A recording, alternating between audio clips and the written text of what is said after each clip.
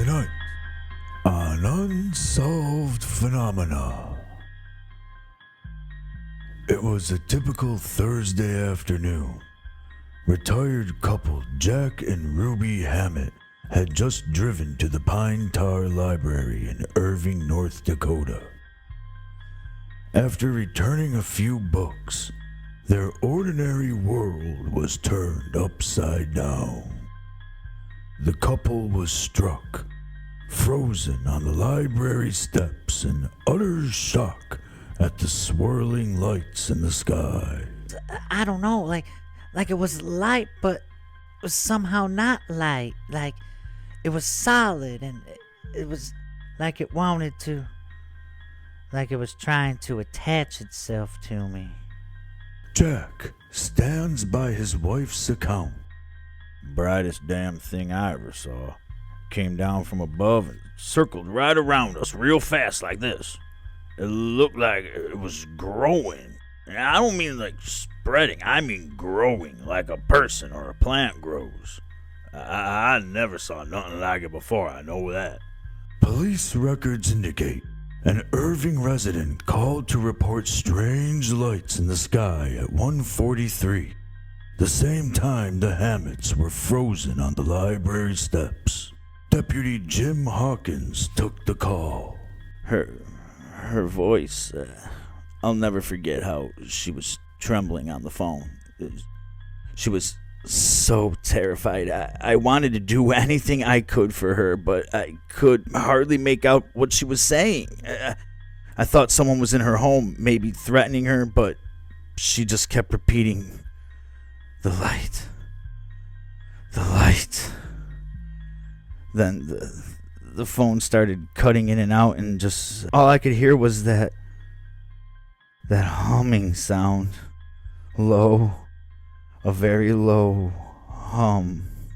Meanwhile, Joyce Richards inside the library watched the Hammets lift off the ground, defying all reasonable explanation. They just started lifting, floating midair. Deputy Hawkins recalls what happened next. I tried to keep her on the line, but eventually the humming, that sound, it took over. It started swarming, not just the phone, but the station. I could feel it like it was crawling around across the precinct floor. It just got louder and louder. Shh.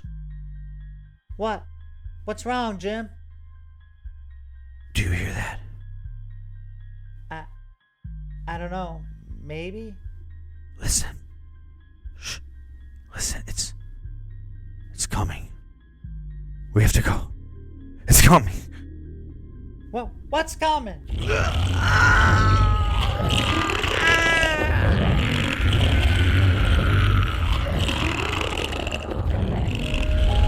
Somewhere deep, far beyond the walls of your unconscious mind is where these stories come from. You're listening to Yarns from the Bog.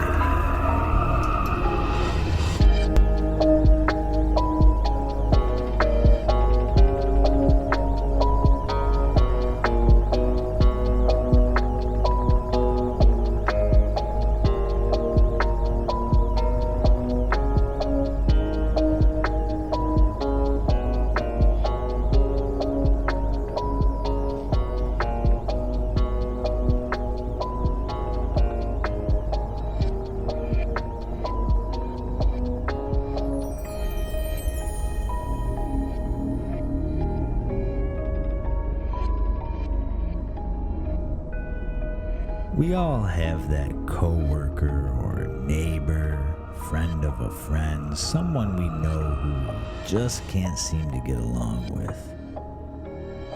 For Jerome, the star of our first tale tonight, that man is a coworker who just rubs him the wrong way.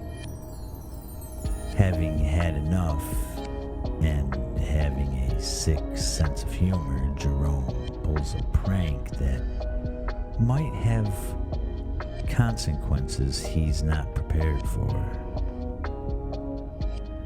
In this tale, written and performed by yours truly, we learn that while all practical jokes are intended to be funny, sometimes they're, well, not funny, ha ha.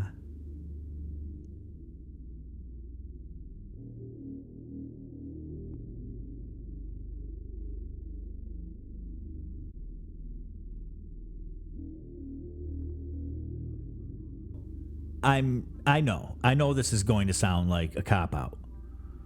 You're probably going to think I'm insane at the end of this, too, so I don't really care. The truth is, it all started as a joke, okay? It was a joke. Besides, I don't even know how he would know. How does he know? There's no way that he can know. Something about the way he's looking at me right now, as we are the last two left in the parking garage, tells me maybe he does. I'm sorry, let me back up.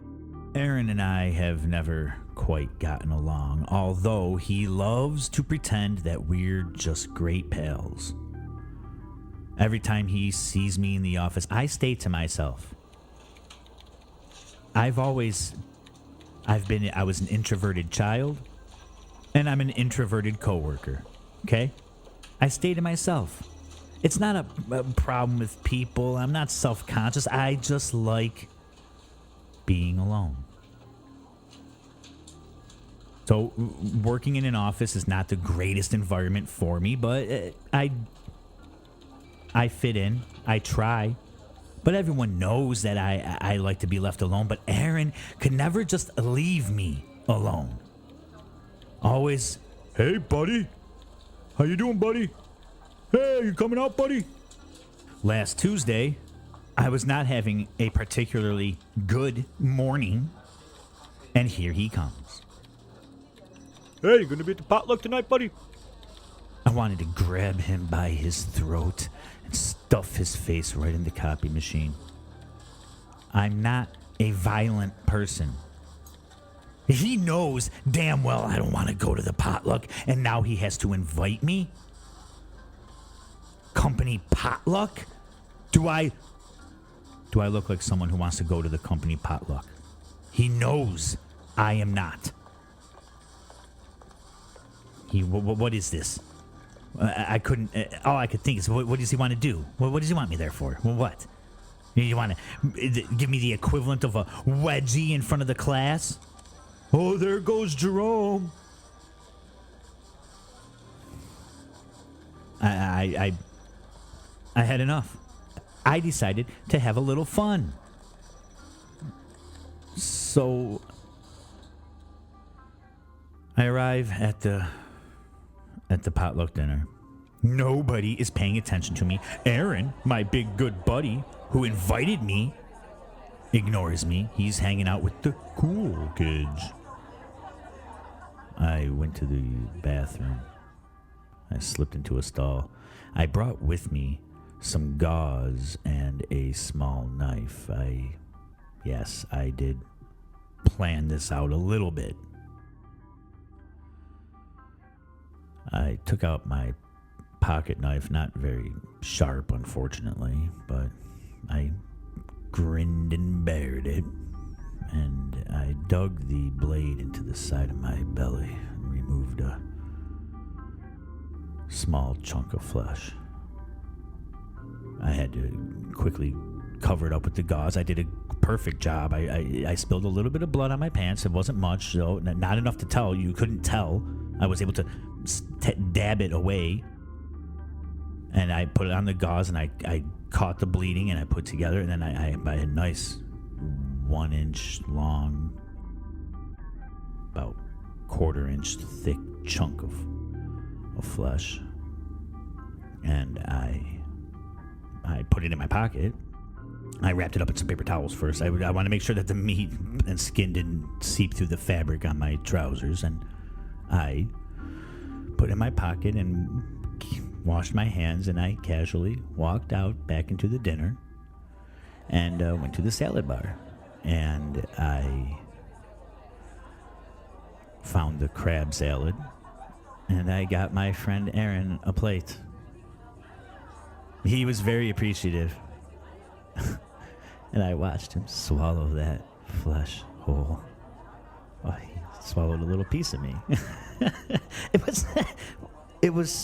It's a joke, people, okay? How could he know? I mean, it mixed right in. I'm sure he felt this different texture, I'm sure, but he didn't say anything. He didn't say anything. And I went home. How? That's it? I checked myself when I got home, too. There was no blood anywhere. There was no way for him to find out what I did. There was no way for him to see. There's no cameras in the bathroom.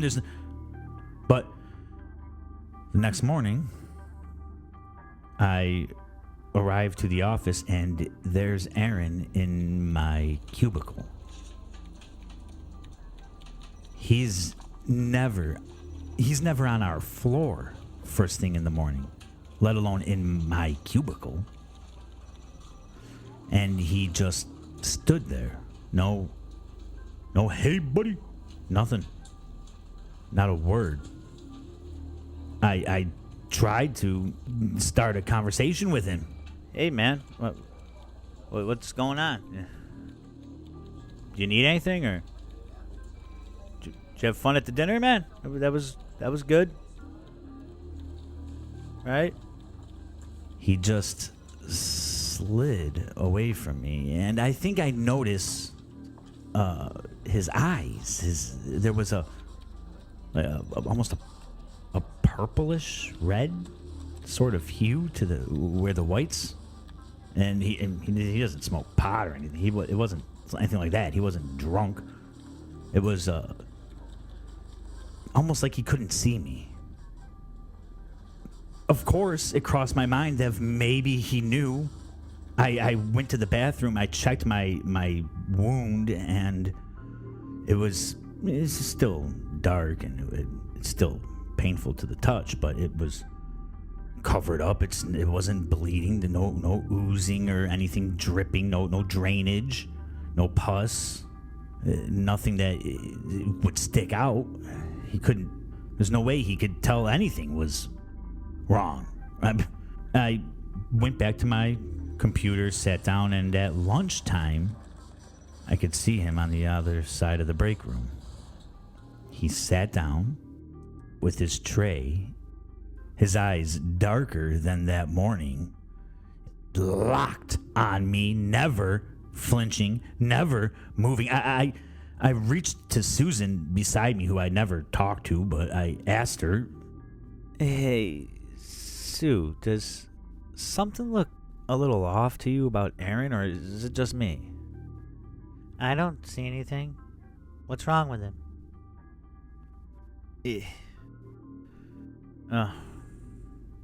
Nothing, I guess. He's staring directly at me, unflinching. He looks like he crawled out of the grave, and she says, "No, nothing's wrong. Is it just me? Am I the only one who could see him like that?" Well, that was enough to get me moving, and knowing that I needed to leave work a little earlier today. I packed my stuff up as fast as I could, and wouldn't you know it, computer needs to run an update. I have to wait for it to complete before I can shut it down and leave. I ended up stuck there. An extra 20 minutes longer than a normal day. Well, okay, maybe it'll work in reverse. I thought I'll leave later than anyone else, and then I'll avoid him that way. I was wrong. I'm in the parking garage, and he is the only other vehicle here. He's sitting in it. He is staring at me. I can see his eyes have gotten even darker, almost crimson, and they are peering at me over his steering wheel. I'm afraid to drive home. It was a joke, okay? Maybe it wasn't that funny, but I don't deserve to be punished for it. He's the one who he deserves to be punished, not me. What's he doing? Why is he getting out of his car? Why is he getting out of his car? What's he... Oh my... Why is he walking this way? His eyes are definitely darker. His skin, it's yellow.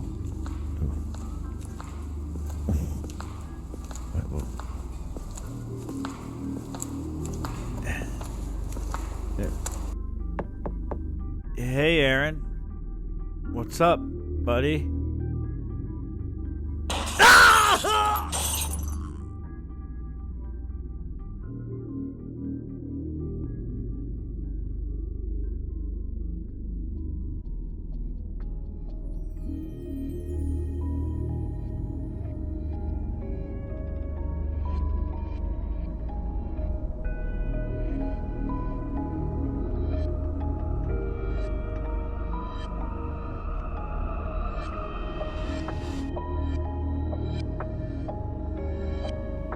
Our next character also struggles at work. But for Alex Zimmer, it's a whole different set of problems. Having failed his parents' expectations of becoming a lawyer, Alex set out to chase his dreams of being a romance writer. But as he quickly learns and can surely warn you, it is all well and good to chase your dreams of being a writer, so long as you never settle for the job title of the accident writer.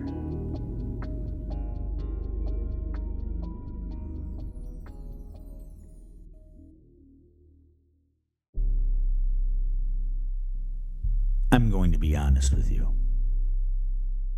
Nobody grows up dreaming about being what I am. But by that I mean nobody grows up dreaming about doing what it is that I do. This naturally raises the question, what do I do? I'm in marketing, sort of. Technically, I guess I'm a writer. And you might be thinking now, oh, but Alex, I always wanted to be a writer. Sure, I bet you did. A writer. Okay. And maybe you have the freedom to do with your life as you wish. I was not so fortunate. I was blessed with overbearing parents hovering over me, forcing me to be a lawyer just like them. Oh, the disgrace, the shame I would bring upon the family if I wasn't to follow in their glorious footsteps. So I went to law school. And I failed, of course. I was not cut out for that. My dream was to write. To bring you stories. I was always drawn to the action romance idea. Always living in a fantasy land, my mother said. Upon my removal from law school, I took it upon myself to take a nice little online course in creative writing. I graduated a few years later and found me a little job writing articles. I have a way with words, and my superiors noticed my God-given intellect, if you will, and I excelled at my job, and then they found out that I have lawyers in my family. I suppose I spoke about it a little bit and mentioned my experience in law school, despite the unceremonious results. And I suppose they decided, hey, why not have Alex work with Schmiegel and Vaughn? Oh, Schmiegel and Vaughn LLC. My new home. Right where I belong, Mom. Right where I'm supposed to be, Pop. Aren't you proud? I went to work straight away. The money was better. Went from $5 a blog to $8. And they have me as their accident writer. This is a personal injury law firm, and what I'm doing is essentially online ambulance chasing. I scour the internet in their local area for unfortunate tragedies that have recently occurred. They must be recent. Oh, the blood must be warm. In fact, I bet Schmiegel and Vaughn would love nothing more than to hear the bones snapping as I type. I report on these accidents. We post them on Schmiegel and Vaughn's website, right below lines about how many millions they have secured for their clients in the past. No heart, no romance. But still, I write. Oh, sure, they can secure millions for you. Grandma takes a spill at the home, they'll get you $1 million. Sure, but they don't understand the art of writing. So they need me to feed them clients. And they don't understand that my style of writing and this accident writer job is journalism. $8 a blog, and I am out there finding stories, finding the latest horrific accident to report on for you, and this is what you're giving me? Well, I had to weigh my options. Hey, I was making my parents proud. I was working at a law firm. Oh, they didn't take me seriously, but they were going to. Everyone was going to take me seriously. But how do you make people take you seriously? How do you find success $8 at a time? Well, one night, the rain moved in. I remember it would have been the perfect night to work on a romance novel. I sort of tumbled into a nice, quaint little coffee shop, and I found me a nice little table in the corner. There was a artist playing on stage.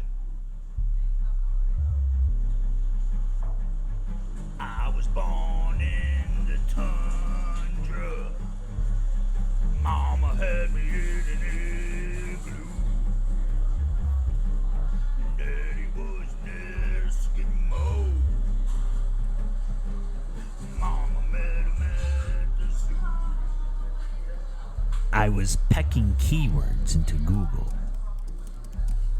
Car accident, injury, Philadelphia, when a waitress had spilled over some dishes and fallen to the floor. She howled a little bit in pain, and my first thought was not, oh, is she okay? My first thought was, oh, I better report on this. I caught myself. What the? Am I really thinking this way now? Seeing human beings as objects? Seeing broken limbs as dollar signs?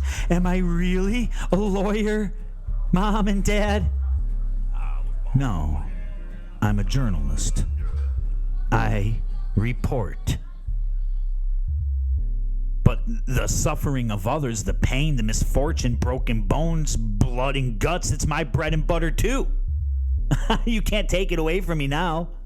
So I realized in that moment what it is I need to do. And so I created a plan. You see, I needed to make a name for myself in personal injury law. Funny to say as a romance writer, right? But this was how I would make my parents proud. The world of journalism. I could be a professional. I could do this the right way. And all they wanted to do was talk about me at parties anyway. Oh, Alex is taking up the family crest. So how do I make my name in personal injury law and journalism. I can't predict accidents. I can't be the first one at the scene. But in that coffee shop, I was the first on the scene. Granted, this was no high-scale make-my-name injury case, a waitress tumbling down over herself, but what if the accidents were a little more serious in nature? What if they were stories people wanted to read about, and I was the first one on the scene? I could make my name in both journalism and your precious personal injury law, Ma.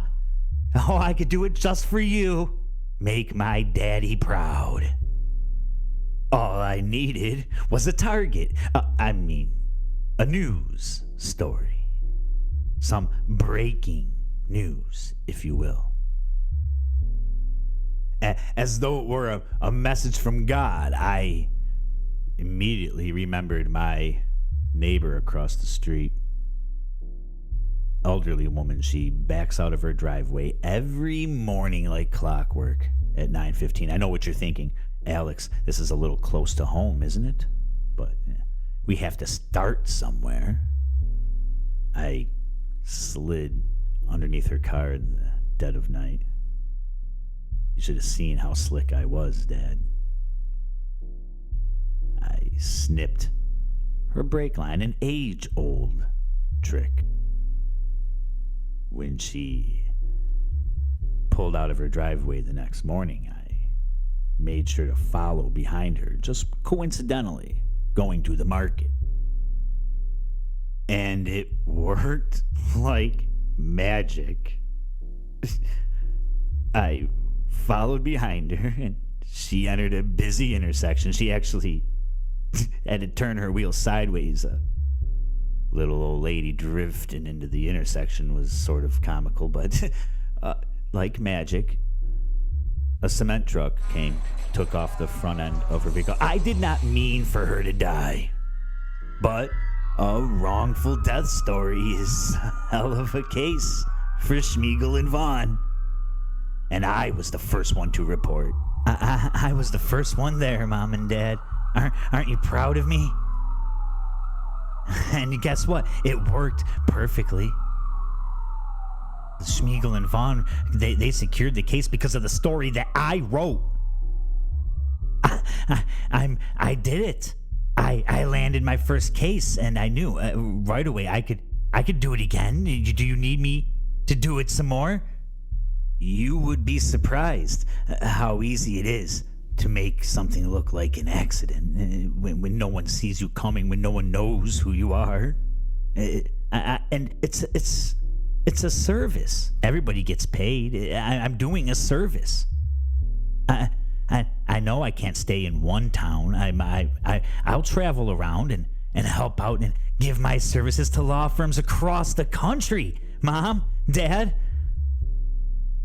I can be everywhere. I can be anywhere. Aren't you proud of me?